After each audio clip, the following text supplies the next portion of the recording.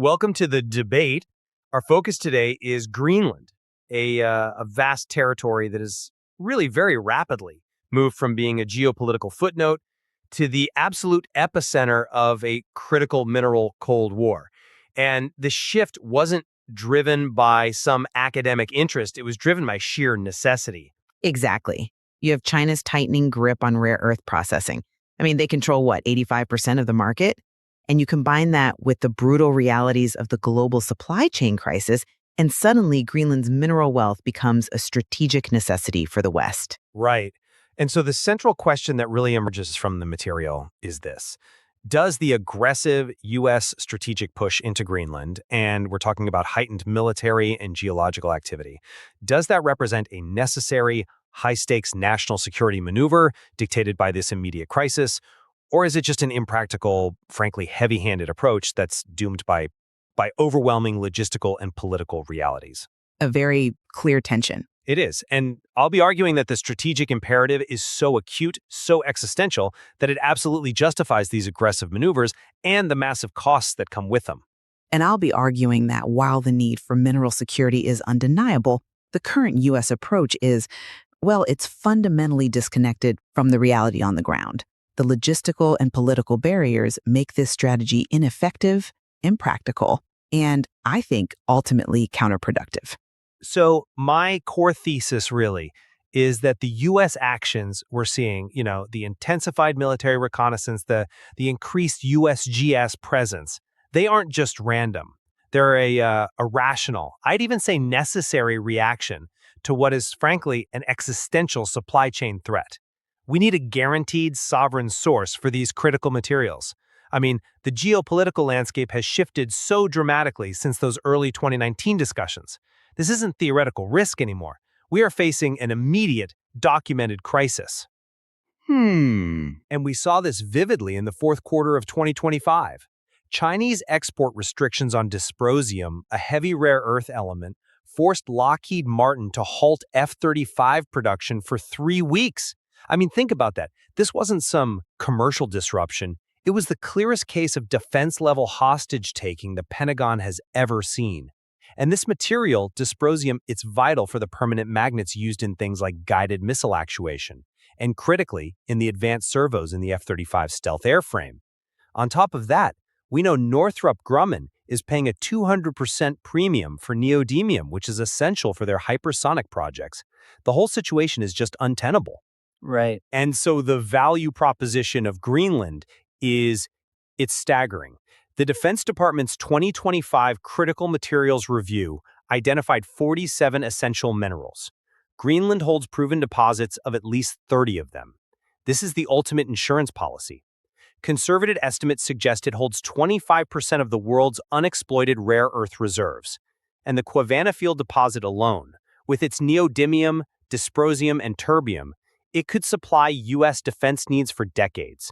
So when the backbone of your military-industrial complex is held hostage, aggressive pursuit of guaranteed access isn't optional anymore. It's mandatory. I come at it from a different way. I fully acknowledge the crisis.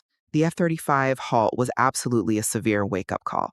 No one is debating the dependence issue, but the premise that the current heavy-handed maneuvering actually solves the problem is where I have to fundamentally disagree. The approach seems entirely decoupled from the physical and, frankly, the political reality of Greenland, making it costly and counterproductive.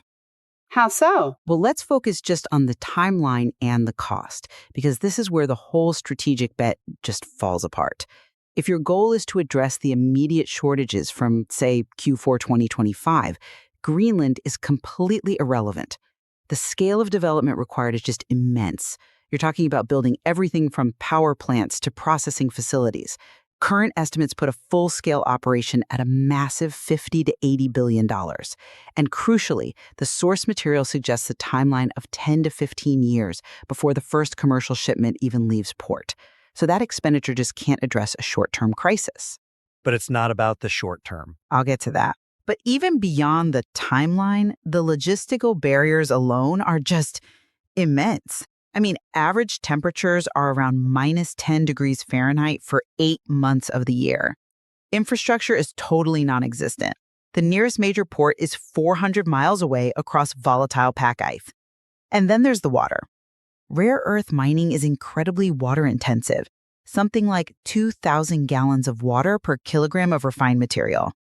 In Greenland, with all the fresh water locked in glacial ice, you'd need massive, very costly desalination plants just to operate. It's an extreme engineering environment, and that $80 billion estimate will only go up. And on top of all that, the aggressive rhetoric has already provoked 3 formal diplomatic protests from Denmark. So you're actively working against the very cooperation you would need. Okay, I hear you on the timeline, but I think that fundamentally misinterprets the nature of this crisis. We are not investing $80 billion to solve the 2025 F-35 shortage. We are investing to ensure that China can never weaponize its critical mineral supply against us. Again, this is about long-term independence.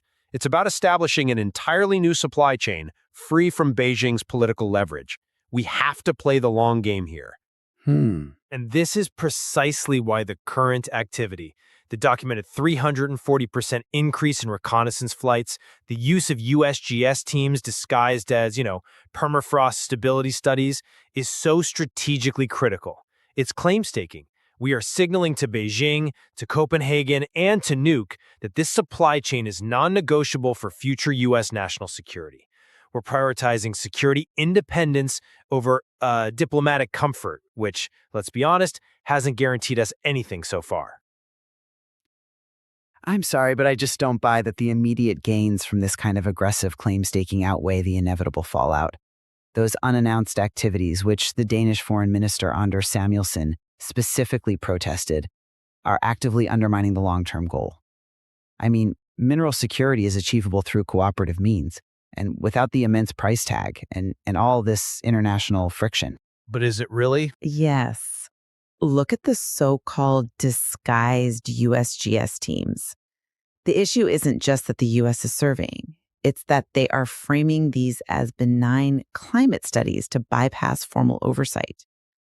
But when the results are then used to identify rare earth veins and inform military planners, it clearly violates the spirit of the 2019 Cooperation Agreement on Mineral Development.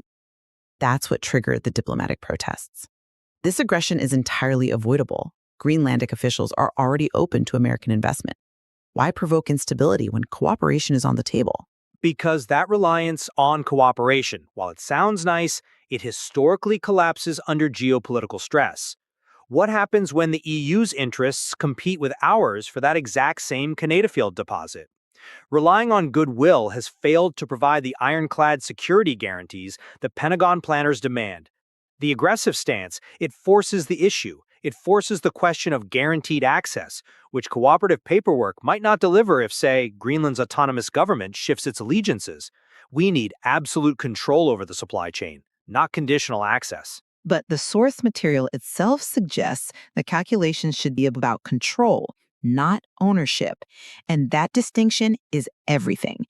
If the goal is control, meaning guaranteed export quotas, protection from nationalization, then the heavy-handed acquisition-style talk is a costly overreach. It risks triggering profound self-determination movements among Greenland's 56,000 residents, which would destabilize the entire Arctic and potentially dissolve any access we might have through Copenhagen.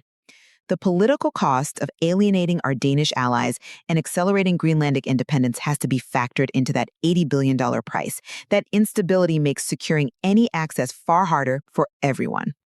Okay, instability is a risk, I grant you that. But the alternative is guaranteed long-term dependence on China.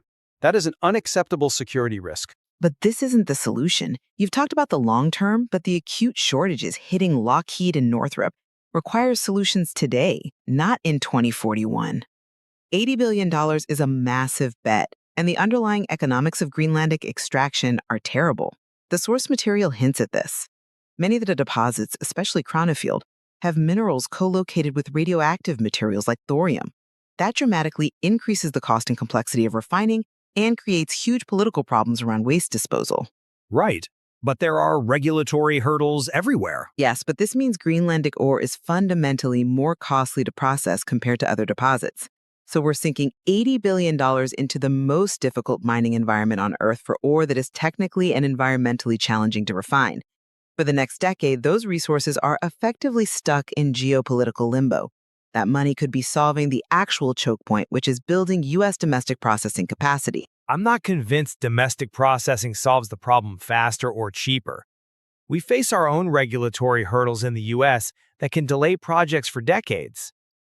The investment in Greenland ensures a dedicated, strategic source of the raw material itself, which is what the Defense Department requires. You have to view the $80 billion not as a commercial investment seeking profit, but as the premium for the ultimate national security insurance policy. It ensures our military-industrial complex is never again held hostage. If we need rare earths for every guided missile system America builds, then cost really does become secondary to control. The geological surveys show the reward is worth the risk. It's simply the cost of sovereignty in the 21st century. Your argument hinges on this false premise that the only path to sovereignty is through this near-hostile strategic acquisition. It fundamentally confuses absolute ownership with secure access. If we redefine the goal as secure access and control, that same $80 billion could be structured as investment and long-term supply agreements with Copenhagen and Nuuk. But what does that really give you? What control through cooperation looks like is this. It means financing the roads and ports needed to overcome that 400-mile ice barrier. It means long-term, favorable export quotas written into bilateral treaties. It means helping Greenland navigate the complex regulatory environment needed to safely extract those minerals. All of that can be achieved without the diplomatic fallout of acquisition rhetoric or military-style surveys that just antagonize everyone. The heavy-handed approach risks pushing Denmark towards stronger European alliances, which further complicates U.S. access and undermines the entire goal. But relying on good faith in investment alone does not provide the ironclad guarantee that a strategically secured source does. The moment political winds shift in Nuuk or Copenhagen, our access becomes conditional again. The aggressive action is a necessary lever to ensure that when those minerals are finally extracted 15 years from now, the U.S. has guaranteed control, not just a favorable contract that could be renegotiated. And in buying that hedge, you are creating immediate certainty. The certainty of political friction, the certainty of immense cost, and the certainty that these resources won't be available when our defense contractors actually need them. The risk of triggering Greenlandic independence, which is accelerated by these tactics, guarantees zero access for anyone, making the entire $80 billion gamble completely moot. To summarize my position then, the current U.S. actions are A, rational and calculated response to an undeniable acute national security threat. Our dependence on China for materials essential to F-35s and hypersonic systems. The sheer magnitude of Greenland's reserves, 25% of the world's unexploited reserves, means the strategic payoff in future security justifies the significant logistical and financial commitment. The 10 to 15-year timeline isn't a limitation. It's the necessary framework for the single greatest strategic decoupling event of this century. The imperative simply overrides short-term convenience. And I reaffirm that the current aggressive approach is fundamentally impractical and self-defeating. The economic reality, the $80 billion cost, the extreme logistical constraints, the technical challenges, it all means Greenland is not and cannot be a rapid solution to China's weaponization of exports. Moreover, the heavy-handed tactics create unnecessary international friction and dangerously increase the political risk around Greenlandic self-determination. The cooperative path of structured investment and partnership remains the only realistic way to achieve guaranteed mineral security without sabotaging Arctic stability for generations. What the source material makes perfectly clear is this deep tension between, on one hand, the undeniable strategic necessity for these minerals, and on the other, the immense physical and political barriers to actually accessing them in the Arctic. Greenland sits squarely at the center of a mineral competition that is rapidly raising geopolitical temperatures, and the fate of global supply chains, really, and the future stability of the Arctic. It all depends on whether strategic desperation dictates aggressive maneuvering, or if pragmatic, patient cooperation can pave the way forward. Thank you for joining us on The Debate.